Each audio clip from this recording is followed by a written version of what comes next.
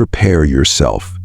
Because in this unique video from Beacon of Ancient Insights, we're diving into the 9 things you should never allow from anyone, even those closest to you. And no, we're not talking about unwanted holiday gifts. These are boundaries you must set, from ignoring unsolicited opinions to resisting the weight of others' expectations, all of which can hold back your personal growth. But don't worry, by the end of this video, you'll know how to recognize these emotional pitfalls and gracefully stand your ground.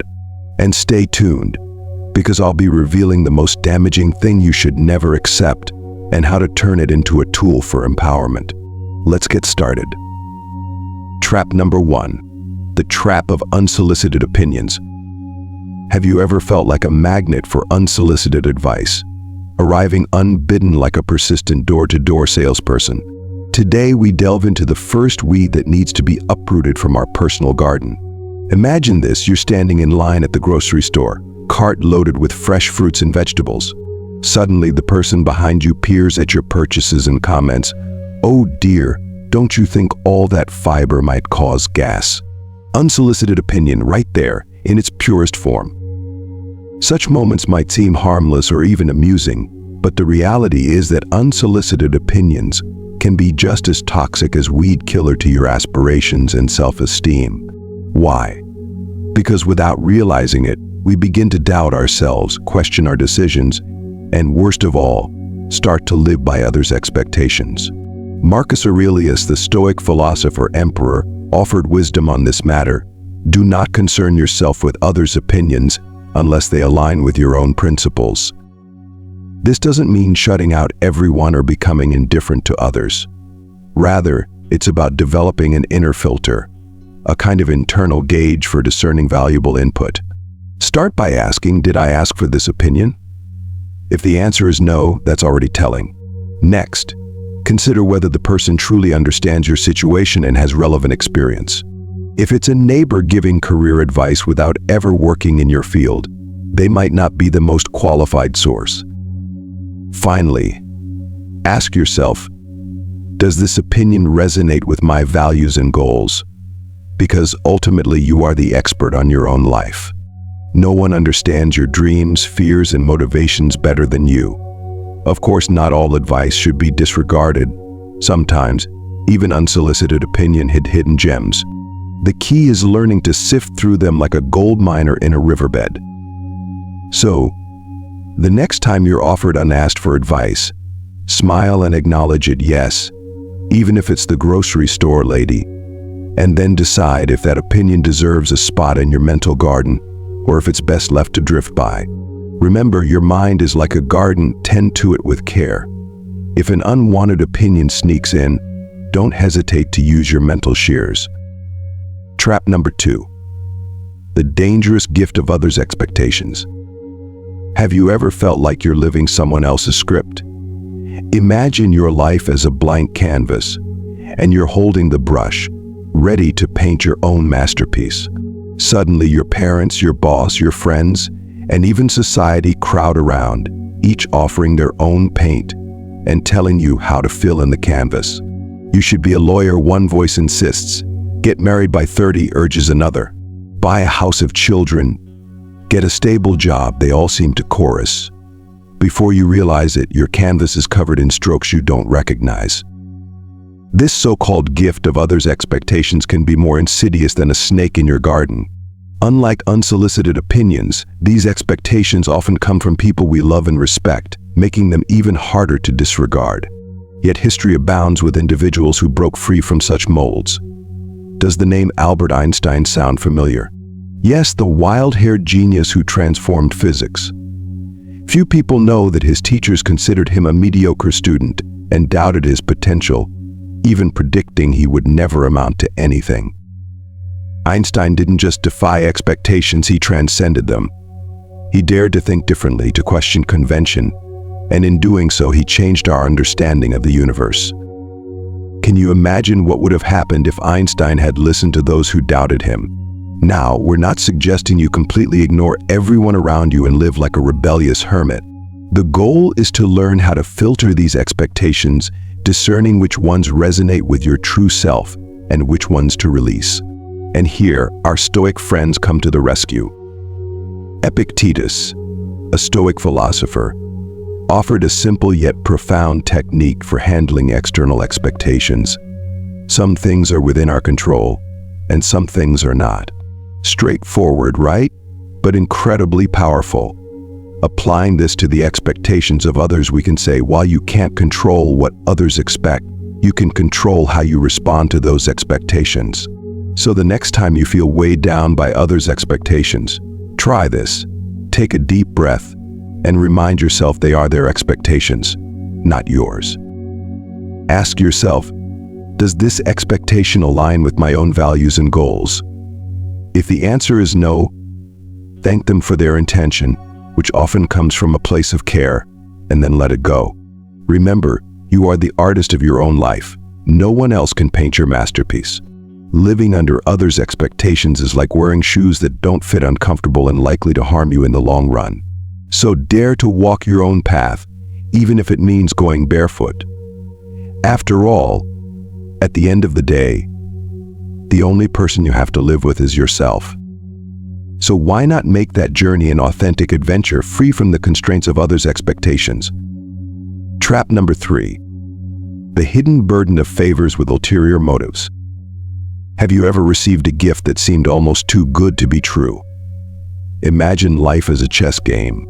You're moving your pieces thoughtfully, strategizing carefully, when suddenly someone offers you an extra pawn. Sounds great, right? But what if that pawn is actually a Trojan horse set to disrupt your plans from within? Favors with ulterior motives are exactly that, poisoned gifts disguised as generosity. Initially harmless, even helpful, they often carry hidden strings that make them more burden than blessing. But how do we identify these disguised favors? Here are some cues. First, consider the frequency. If someone offers favors with unusual regularity without a clear reason, take note. Next, consider the timing. Does the favor appear just when that person is about to ask something of you? That's suspicious. And don't ignore your intuition. If a favor feels off, it likely is. Finally, analyze the potential consequences. Does this favor put you in an awkward or compromised position, or seem to require an immediate return? Now, we're not saying you should become overly suspicious and reject all help. Instead, develop a kind of genuine favor detector. Seneca, another Stoic thinker, had much to say about true friendship and generosity. He believed that genuine favors are given solely for the joy of helping, without strings attached. So the next time someone offers a favor, ask yourself, is this person a Seneca in my life, or more like a disguised salesman? Remember, not all favors come with strings. Many people are genuinely generous. The key is learning to tell the difference. And here's the essential part. Learn to say no without guilt. If a favor feels wrong, if something in your gut feels off, it's perfectly okay to decline politely. At the end of the day, your peace of mind is worth more than any favor. Don't let anyone make you feel indebted for something you never asked for. So the next time someone offers a favor that seems almost too perfect, pause, take a breath, and assess the situation. In the game of life, you're the main player. Don't let anyone else move your pieces. Now, let's move on to the fourth toxic element to avoid: constant negativity. Have you ever noticed how some people carry a dark cloud above them, casting shadows of pessimism over everything around? Picture your mind as a lush, blooming garden. Now imagine those negative individuals as ravenous snails, eager to consume every sprout of positivity you nurture. Daunting, right? The truth is, constant negativity acts like a slow poison, creeping into our lives before we even realize it. At first, it may seem harmless, even normal. After all, everyone vents now and then. But when negativity becomes a way of life, it gradually erodes our happiness and well-being. And this isn't just opinion, science backs it up. Studies have shown that emotions are contagious. That's right, negativity can stick to you like an emotional cold. Researchers call this emotional contagion, and it's as real as the air you breathe. A study from Indiana University even found that prolonged exposure to negativity can impact brain function. Imagine that. Those endless complaints aren't just dragging down your mood, they could actually be rewiring your brain. So how do we guard ourselves against this subtle poison without isolating ourselves from the world? Once again, our Stoic allies come to our aid. Marcus Aurelius, the philosopher emperor, offered a profound strategy for staying serene amid negativity. Choose not to be harmed, and you won't feel harmed. I don't think you are harmed and you won't be. Simple, yet remarkably powerful. What Marcus teaches us is that we hold the power to decide how we respond to others' negativity.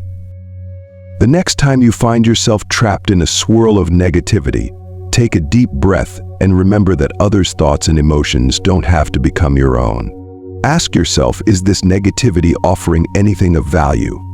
If the answer is no, it's time to set boundaries. Trap number 8-4, practice empathy. Practice empathy too. Often the most negative people are those in deep suffering. Show understanding without absorbing their emotions. Cultivate your own mental garden, fill it with positive thoughts, gratitude, and constructive actions. While you can't control others' negativity, you can control your response to it. Don't allow someone else's pessimism to cloud your outlook on life. And if you find yourself surrounded by excessive negativity, it might be time to reconsider your social circle. As the Stoic philosopher Epictetus once said, "The key to happiness and success is choosing the right people to surround you." So my friend, are you ready to detect and neutralize negativity in your life? Remember, your mind is a beautiful garden. Tend to it, nourish it, and keep the weeds of negativity at bay. Before we move on to the fifth trap we need to avoid, if you're enjoying the video, don't forget to like, subscribe, and hit the bell so you won't miss future content. And if you're enjoying this content as much as I do, go ahead and comment "I like Stoicism." If you're interested in joining this wonderful community, you can become a member by clicking the link in the pinned comment. Let's continue learning and growing together. Trap number 5. The dangerous illusion of external validation. But have you ever caught yourself obsessively checking your phone, anxiously waiting for that notification telling you someone liked your latest post? If so, you're not alone. Picture your self-esteem as a balloon. Each like, each compliment, each pat on the back is a breath of air inflating it. Sounds good, right? But here's the catch. What happens when those breaths stop? Constantly seeking approval is like building your house on shifting sands. It may feel stable at first, but everything can collapse in an instant, and trust me, you don't want to be there when that happens. Let me share a humorous story that illustrates this point. One day, Kwan decided to post a photo of his breakfast, a simple bowl of oatmeal. He spent 20 minutes choosing the perfect filter, another 10 minutes crafting a witty caption, and then waited. He checked his phone every 30 seconds for the next hour. When he finally got his first like, he nearly jumped for joy. But after 2 hours and only 6 likes, he spiraled into self-doubt. Is my life really that boring? He wondered. Should I have added strawberries? It's easy to laugh at Juan, but the truth is, many of us fall into this same trap, perhaps in subtler ways. Now, what might our friend Epictetus say about this? The Stoic philosopher offered powerful wisdom on the true source of self-esteem. Do not seek for things to happen as you wish, but wish for things to happen as they do, and you will find peace.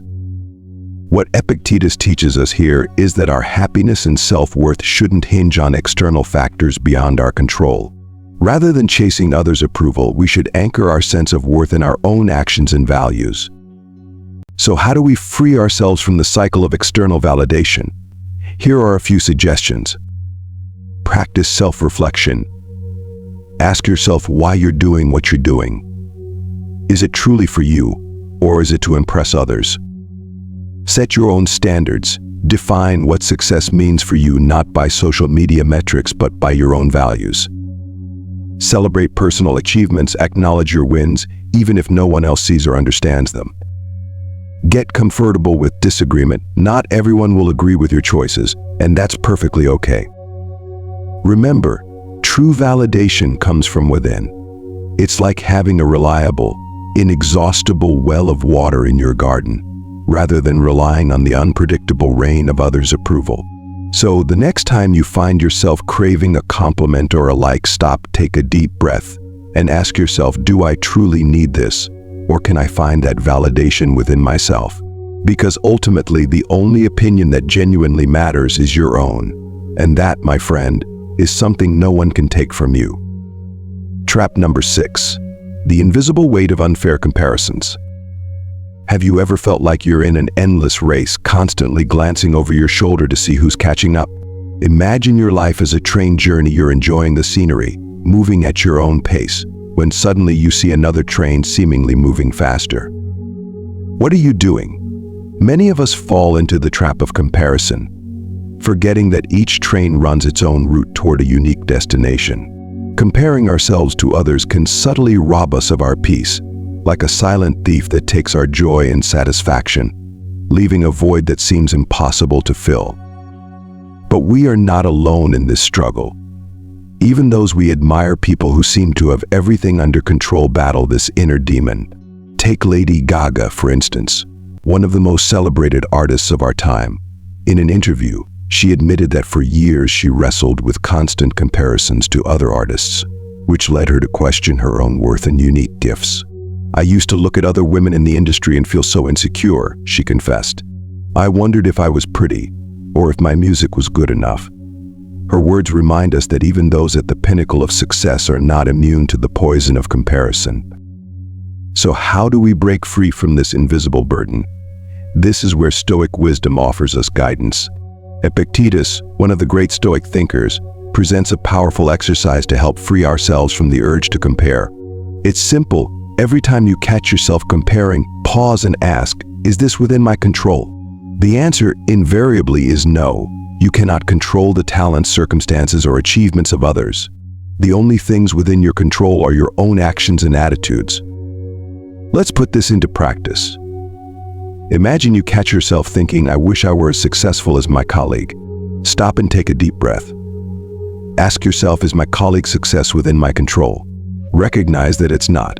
Then redirect your focus to what you can control, your own efforts, dedication, and learning. Though simple, this exercise gains power through repetition. Each time you practice, you strengthen your ability to focus on your path rather than constantly comparing it to others. Remember, your journey is uniquely yours. There's no value in comparing your chapter 1 to someone else's chapter 20. Everyone has their own rhythm, challenges, and triumphs. So the next time you find yourself falling into the comparison trap, envision yourself back on that train. Instead of looking out the window at other trains, focus on your own journey. Enjoy the scenery, appreciate the stops along the way, and remember that each mile traveled is an achievement in itself. Because ultimately, the only comparison that truly matters is the one with yourself. Are you better today than you were yesterday? Are you moving toward your own goals? That, my friend, is what counts most. Trap number 7. The prison of unsolicited advice. Have you ever felt like everyone else seems to be an expert on your life? Today, we'll explore the 7th trap to avoid, the prison of unsolicited advice. Picture your mind as a house. You are the homeowner. But suddenly it feels as if everyone has a key to your house, wandering in uninvited, rearranging the furniture, and telling you how to live. Frustrating, isn't it? Unsolicited advice is much like those unwanted guests. They arrive unannounced, overstay their welcome, and often leave an emotional mess behind. So how do we handle this without becoming reclusive or overly defensive? First, let's recognize the difference between requested and unsolicited advice. The former is like inviting a friend over for dinner. You welcome it, appreciate it, and probably enjoy it. Unsolicited advice, however, is like a nosy neighbor showing up just as you're sitting down to eat.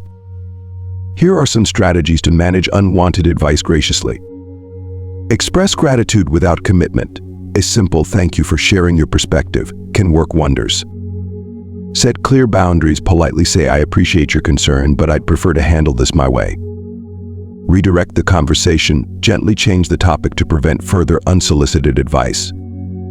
Use humor. Sometimes a light-hearted joke can ease the tension and subtly convey your message.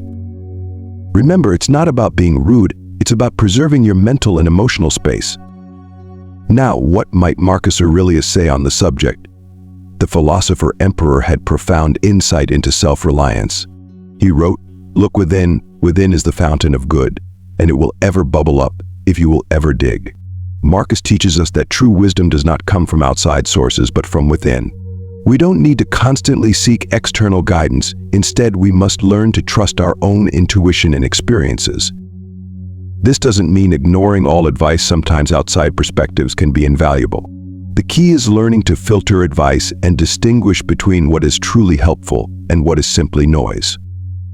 A principle I like to follow is this: only take advice from people who are where you aspire to be. For example, in my personal life, I run a YouTube channel and exercise regularly. If someone who has never created online content offers advice on managing my channel, I'll take it with a grain of salt. But if a successful YouTuber shares insights, I'll listen carefully. The same goes for the gym. If a person who has never lifted weights gives me training advice, I'll appreciate their interest but stick to my own routine. However, if an experienced coach gives me tips, I'll consider them seriously. So the next time you're overwhelmed by unsolicited advice, take a deep breath and remember you are the expert on your own life and understand your situation better than anyone else. Practice the art of polite listening, but don't feel obliged to follow every piece of advice you receive. Think of unsolicited advice like a buffet. Take what's useful and leave the rest. In the end, remember the most important voice to listen to is your own. As Marcus Aurelius would say, true wisdom lies within you, waiting to be uncovered. So, are you ready to break free from the prison of unsolicited advice? Remember, your mind is your castle. You decide who enters and who stays. Don't hesitate to be the gatekeeper of your own thoughts and choices. Trap number 8. The mirage of quick fixes. Have you ever felt tempted by the allure of a magical shortcut to solve your problems? Picture your life as a vast puzzle. Each piece represents a challenge, a lesson, and experience. Now, what if someone offered you a kind of superglue promising to instantly fit all the pieces together? Tempting, isn't it? But would it truly work? Quick fixes are like that imaginary superglue. They offer the promise of instant results, but often leave us entangled in a sticky mess. Why do we keep falling for this trap? A study by psychologists at the University of Pennsylvania shed some light on this. They found that our brains are wired to seek the path of least resistance when facing complex problems. An ancient part of our mind craves an immediate solution, even if logic warns us it's unlikely to work. But here's the truth: real life doesn't work that way. Significant challenges require time, effort, and resilience. As much as we'd love to believe otherwise, there is no magic pill for success. So how can we resist the lure of quick fixes? This is where Stoic wisdom becomes our ally. Epictetus, one of the great Stoic philosophers, reminds us no great thing is created suddenly. This seemingly simple phrase holds a profound truth. Anything truly worthwhile demands patience and consistent effort. It's not about finding a shortcut, but about embracing the journey and learning from every step. Let's explore a Stoic approach to tackling challenges. Identify the problem, clearly define what you want to achieve. Embrace complexity. Understand that meaningful problems rarely have simple solutions. Plan for the long term, set realistic goals, and break the path into manageable steps. Cultivate patience. Remember, true progress takes time. Celebrate small victories. Every step forward is a win. The next time you're tempted by a quick fix, pause. Take a deep breath and ask yourself, am I seeking a shortcut, or am I willing to put in the work necessary? Because in the end, lasting solutions aren't found in magic pills or secret tricks. They're built through steady effort, patience, and resilience. As Epictetus would say, difficulties are what reveal people's true character. So are you ready to leave behind the mirage of quick fixes and embrace the path of consistent effort? Remember, each challenge you encounter is an opportunity to grow, to learn, to become a stronger version of yourself. Don't seek shortcuts, seek growth. Because ultimately the journey is as meaningful as the destination, and perhaps the true treasure lies along the way all along. Trap number 9, the guilt that doesn't belong to use. Have you ever felt like a magnet for other people's guilt? Picture your mind as a carefully tended garden.